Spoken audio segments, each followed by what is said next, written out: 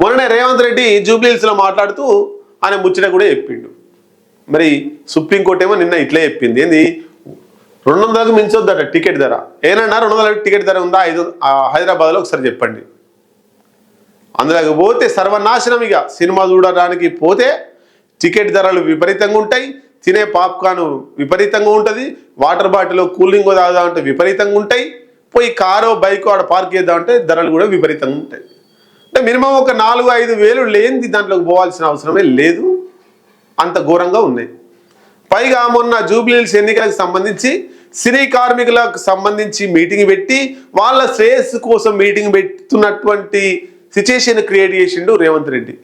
మరి దేనికోసం పెట్టినది? జూబ్లీహిల్స్ ఉప ఎన్నికలకు సంబంధించి కాంగ్రెస్ పార్టీ నవీన్ యాదవ్కు లబ్ధి చేకూరడానికి ఆ మీటింగ్ పెట్టిరు, అందరికీ తెలిసిందే.